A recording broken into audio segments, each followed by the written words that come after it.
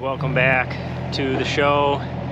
Today I'm out here, we're starting on a new build. We're calling this the Remington. This is going to be the introduction to it. It's a beautiful setting.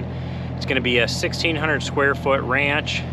It's classified as a 2-bedroom with an office. You could easily make it into a 3-bedroom. It's going to be pretty awesome. It's got a porch all across the front, a little knocked in porch in the back, and I think this is going to be a lot of fun. There's going to be a lot of interesting things about this build. One is the foundation. We're at the bottom of this hill, as you can see over here behind me.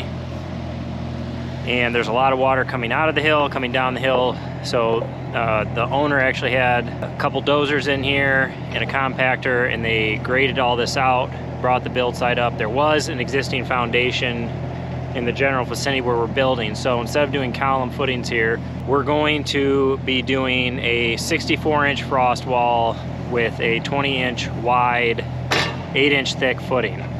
We're going to be utilizing ICF forms for the wall. They're going to be 8-inch walls, and by using ICF, it saves a lot of effort in setup and tear down of forms, and it also will give us the thermal break and insulating properties that we need here where we're building. We're in the Midwest, it's building zone 5A. We will keep you updated on this build as we go along.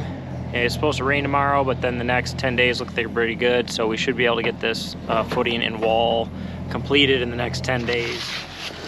Okay, so here's the foundation layout here, and I've numbered each side and prepared all the 2x8s for the footing. So I have a pile for each side with a number on it, so I know where it goes. So when it's time to go ahead and start putting these boards up, it'll go really fast. All I'm gonna have to do is carry them over the skid steer, put them down.